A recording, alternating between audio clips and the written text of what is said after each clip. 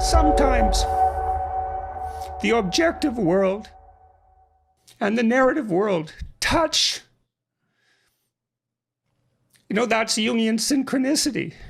Like, we treat it like it's real. It's not the objective world, but the narrative and the objective world touch. And the ultimate example of that, in principle, is supposed to be Christ. But I don't know what to... that seems to me oddly plausible. And partly because it's too terrifying a reality to fully believe. I don't even know what would happen to you if you fully believed it. So, because you are lukewarm and neither hot nor cold, I will spit you out of my mouth. Jordan was instrumental in helping me gather the responsibility and the courage, at least, to look at myself and say, I'm not doing anything worthwhile in my life. I can't take care of my wife with the career and the path and trajectory that I have. I could have never built the life that I had I not read a lot of critical things about myself that I didn't want to face. From that. And even looking deeply enough into my faith, that support structure, if he can recognize the positive effect that it had, and it appreciated the father that he had, because one of the things that he says is like, I think the reason I do this a lot of the time is because I had a really good father. And he said I wanted to share and forward a lot of the things that and he does. Benefited in me. I believe that he does. Yeah, and I think he succeeds at that. He's gone through some serious trials and tribulations. If you look at one of his interviews from a few years ago on Jordan Peterson, where he's rocking a beard, he's looking fit, he started this carnivore diet, which is another entirely too controversial thing. Right. And look at him now. Like his most recent Jordan Peterson episode, he looks like a different person. Yeah. And he struggled with addiction. Yeah. He struggled with... he struggled with health things for his entire life. Right. He's had autoimmune problems his entire life. So has his wife. Right. He's no stranger to suffering. Right. I've noticed that too, Luke. And he almost has become even more profound and more humble. I think when I first was introduced to him, if a person's mind, body, soul, he would have been like 70% mind, like 10% soul, maybe 20% body. And then I think the man shifted his priorities, and he's much more, I think he's balanced that equation a little bit more, and he values different things. And I think that shows up in his brokenness, and his body has failed him. And it feels like he's starting from zero. And interestingly enough, the very things that he challenges young men to do, he himself has had to put his money where his mouth is. He's had to face the enemies and the demons. Interesting. I want to get to this because it's a perfect time to on-ramp this, because I want your take on this. This is 2 minutes. Let's just watch this together. I'll let the audience take a look. This particular critic that I've been reading said, well, that doesn't differentiate Christ much from a whole sequence of dying and resurrecting mythological gods. And of course, people have made that claim in comparative religion. Joseph Campbell did that, and Jung to a lesser degree, I would say, but Campbell did that. But the difference, and C.S. Lewis pointed this out as well, the difference between those mythological gods and Christ was that there's a representation of, there's a historical representation of his existence as well. Now, you can debate whether or not that's genuine.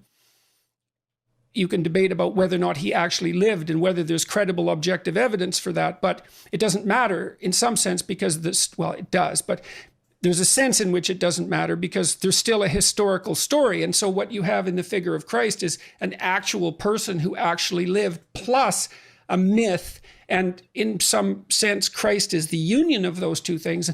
The problem is I probably believe that. But I don't know. I'm amazed at my own belief, and I don't understand it. Like, because I've seen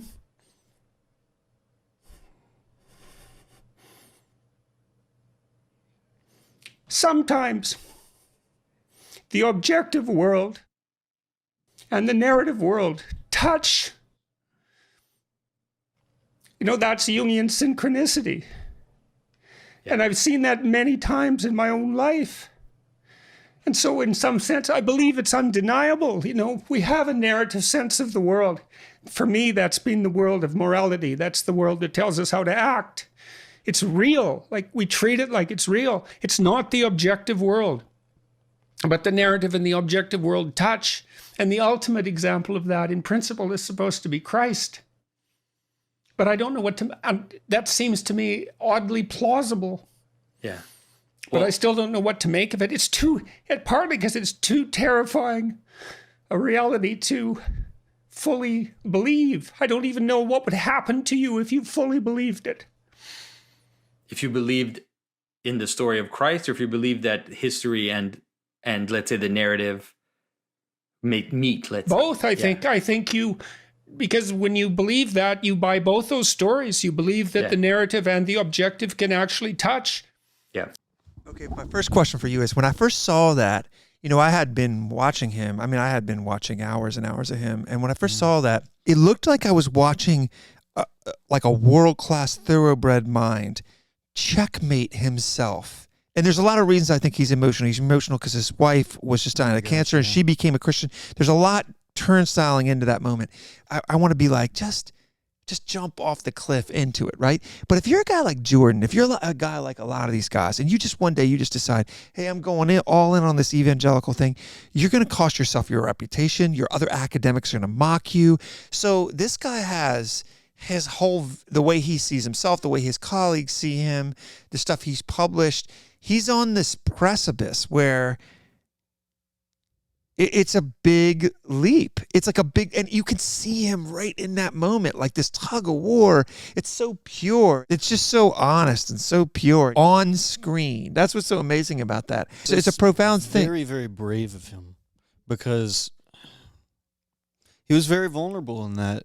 I think that's why right now he's kind of getting all kinds of guests on, right? One of the most recent guests he had was and the tag on the video was "From Christian to Islam" or something like that. He is one of the most academically gifted professors and authors I think that I've ever had the pleasure of reading and listening to. In the reckoning of his wife's cancer, that she survived and found some faith in, and yes, his wife converted. Yeah, at the very least, she believes in God. Right. I read a statement of faith by her that was pretty. Now, granted, it was a while ago. I would have considered that a declaration of faith, but sure. And he loves her. He has a real healthy relationship with her. Yeah. So that's obviously affecting him. It's just a human relationship that is this woman finding faith at the end of herself. His experience in dabbling with the faith, even if he never converts, what he has done for even the Christian community, and I'll speak just for myself, is so important and so life-changing for a lot of people. I agree. I've heard a lot of I totally agree. And stuff that even if he never did, in a way, he was the instrument of God's work, whether he knew it or not. I completely agree with that, and he's almost given permission to take it seriously. Would you say that's? I read so many comments of people that are like, "Listen, I believe in the moral ladder or the moral structure of Christianity, but I don't buy into the mythos." And what's interesting is my opinion, because I'm a very devout Christian, my opinion is that's a gateway drug to Christ. Yeah. Because once you crack that door open... It's a slippery slope. And I actually think he's on that path. I've seen stuff from his daughter in a similar way. I see what he accomplishes, and I think to myself, why is the church... I'll talk to a lot of pastors, and I'll ask them, what do you think of this Jordan Peterson guy? They don't know. They're not interested. They don't care. Here's what's interesting about that. A cultural phenomenon parades itself before their eyes. A revolutionary and international phenomenon, by the way. Again, I want to just reiterate this so people don't just wash over this. Mm-hmm. Something like, I looked it up online, something like 40 euros to come and hear him speak. How does an evangelical Christian and pastor not find this curious... what is this guy doing? What is he tapping into? What can I learn from this? I've been baffled by the lack of, humility or lack of understanding. I'm insatiably curious, as you could tell, in fairness about what he's doing. In fairness to the pastors, they're strapped for time. They don't have a lot of time to devote to almost anything except their work and their family, and they've spent a lot of time in seminary going over the things and sharpening themselves in what they know. And a lot of them are academically curious, and a lot of them, still read supplementary work. I think there's this I'm not asking them to quote Jordan Peterson. I'm saying, why aren't they curious in the success that he's had in straight up barring biblical capital and packing seats? Like, my point is, that's what they long to do. They long to help people Minister. find conduits to take the faith seriously and then introduce them to apprentices of Jesus. I'm going to tip my hand. My thinking is he's making the Christian pursuit, or at least Christian light, or however he phases it, he's making it seem adventurous. He's making it seem appealing. He's making it seem life-changing. And arguably, your average preacher is failing to do so. And I'm not saying that in a judgmental way. I'm looking quantitatively at it. I think what it is that Jordan kind of was able to ground it and say, listen, your life is anything but ordinary. Even the simplest thing, like in claiming responsibility, is a huge thing. Yeah, but strangely, that's exactly what the person of Jesus Christ And that's said. exactly, yeah, well, that's the thing. Literally. And called those 12 men to adventure. He invites men to step up. Does the modern church do a good job of ministering to men? And let's just like diagnose that a little bit. I personally, just cards on the table, I don't think it does. Mm-hmm. I have actually struggled defining why I think that. I think it's like one of these things where there's so many spokes of the wheel. It's hard for me to like find a culprit. It's more like an ethos is just wrong or something like that. Do you know what I mean? What do you think about it? I'm going to go real wide and swing for the beat bleachers, as they say, Brock. I'm going to get a home run in the bowling alley. Do it. I think your sports analogies are wrong. But I know anyway, they're yeah. I could be wrong. You got a feeling. I'm about to get a turkey on the court. Sports ball and I'm going to whatnot. say this. Yeah. Men and women are different. I mean, Listen, we keep? Let me. Are let me we explain. able Let me to explain. continue Let me this explain. conversation? Let me explain. There was a study that was done on a really egalitarian city.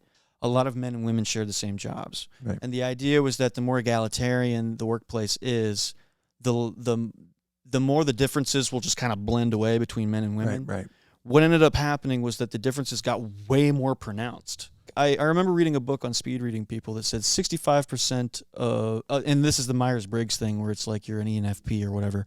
They said 65% of men are thinkers and 65% of women are feelers. Maybe the statistic is wrong. I think statistics right. It bears out my It personal could, life. Yeah, because 35% is a pretty wide margin, and I think that that's fair. Yeah. And something that I appreciated what Jordan Peterson said is that women typically, he was talking about the pay gap. Women typically care more about relationships than things. That's why you see a majority of women being teachers, the majority of women being psychiatrists, and rightfully so, because being mothers and being biologically, wired to take care of There's a lot of empathy built into There's a lot of empathy. Yeah, built there's a into lot the of like cake. caring for others, giving yourself away. Yeah, and for men, they seem to focus more typically on things. Like Engineering, building, some sort of tangible kind of activity. So a lot of the times what I see in the church is that there was some kind of migration, I think, of men that left the church. Maybe it's this generational difference in like we don't live in small towns anymore where like most men knew who their neighbors were, who even forget men, most people knew who their neighbor was enough to where every time there was a community event at the fire hall, everybody went. So that was kind of like the community thing, like the church would sponsor something and for the community in that way. These small towns where most people work the same job, like going to a factory or something. What ends up happening, I think, is that because what is the average commute? 30 minutes. And most of the people that your coworkers are with, they're 30 minutes away from whatever your general vicinity is, which means that there's this separation from work and home. Your life is all compartmentalized. Yes, you compartmentalize. And that's important for some of the jobs that people take, because if you don't compartmentalize, you could go literally insane. Yeah. But men typically take more dangerous jobs. Yes, because that's just a fact. That's a fact. Also and they're kind of more wired, a little bit more aggression than women as well, which is why there's a bigger swing of men in prison compared to women. And so here's where I'm going with this. Because men have migrated out of the church, who is left to lead? It's the women that are strong enough to want to lead in the church. The issue is, if you have women trying to come up with men activities, generally speaking, they might organize an activity that might sometimes miss. I agree. More often than not, they miss the heartbeat of the felt need. Women enjoy sitting down and talking and building rapport and relationships, generally speaking, again. I think that men do, but they have to be doing something while they're doing it. Like throwing And axes. most of it, yes, like throwing axes, shooting like skeet. Yeah. Or like working. That's Right. why men make most of their friends at work. I agree with you. And I think that it's just very, very difficult to make events because things cost money. And most of the time, if a guy has to choose, I could spend money to go out with a bunch of strangers at my local church, I guess, or I could stay home and do my own thing or do my own project. Which one would you pick? Right. Yeah, and their time and all that stuff. But there's something else that we're missing too, which is like the posture of the gospel has become very emotive. Mm-hmm. And it hasn't been as goal-oriented or onward Christian soldiers-oriented. That's just a cultural swing within Western Christianity, because there was a time when that was very not the case, you know. There was a time when Christianity would be couched in this language of like doing and accomplishing and like, so that would have been like a very masculine tone. And if you just as a side note, peruse like your average, go to Amazon and just take a look at the Christian books and just read the titles. Just the titles alone are just dripping with like emotive language, as opposed to something that maybe might appeal to men. Yeah, I mean, look, and I respond to it too. I think that, and that's another thing that's kind of weird. Yeah, we're trying to tap into people emotionally rather than challenging them to be better. I always have had problems with modern worship music because it seems like they always use the same verbiage. It seems very manufactured, and it feels like the biggest example I can think of, Toby Mac. You know, the majority of Toby Mac listeners are women in their 40s, or like, you know, housewives, or just like women. Like, guys don't listen to it. Hilarious. Because, and you know, it's not to say that Toby Mac is bad. It's just that his market for what his stuff is, for some reason, just seems to resonate more in like the more feminine crowd. So for me, fascinating. Yeah, like the one worship song, and I've been analyzing worship songs as they come up on Sunday and with who they're sung by and everything. And I've been thinking a lot about it. I'm like, why are hymns still considered like the ultimate Sunday song? Why is that like the gold standard? Why is that the gold standard? It's because they were bar songs that were taken, like something that you communally sang in a bar or a pub. Like a shared melody that was already baked into the cake. Imagine if you sang a sea shanty. Like sea shanties have taken a huge rise back because there's this like there's this togetherness and this cohesion with a bunch of people singing. Like the one song, worship song that I think is close to what I think is almost there and maybe trying to grab for men is that Oceans one. Yeah, you said that, and that surprised me. Make your case for that. The reason for that is because it hints at the call to adventure. You call me out upon the waters, the great unknown, where feet may fail. Yeah. That's very much it brings the imagery of Peter, but if you think about it from a non-biblical standard, it's like life is the great unknown. Going out, you could absolutely fail. Take a risk. You might die. You might outside of yourself, outside of your own strength, outside of what you know. Which is exactly what the Bible tells us to do. You have to go out of your comfort zone. Spirit, lead me. Let me walk upon the water wherever you may call me. Powerful imagery. Now, when you think about it, yes, I see your point. I think you can. I think there's action in it, and there's like this. It's not so much. There's not a we should be submissive in our faith, but it's also like praising God. It calls you to participate in the kingdom of God. It calls you to participate in God, but it also praises God for his ability to help us when we need it. It's almost like we're giving God and showing his power to be able to help us in an actionable way, the way that Peter had to walk out and demonstrate his faith on the stormy waters. Right.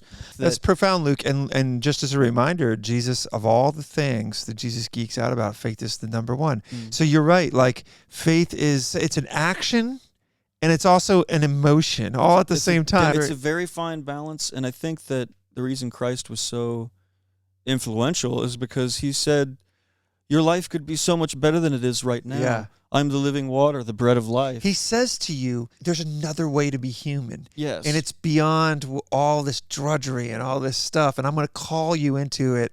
And he's got guys. This is an amazing thing about it. He's got guys that have established professions. Tax collector. That just walk away from them. I'm imagining that now. You know, I'm imagining what would compel a grown man who has his identity is wrapped up in that, right? He's a fisherman. That's what he's known as. That's how he's providing for his, and he just walks away from it for a great adventure. I mean, it truly is.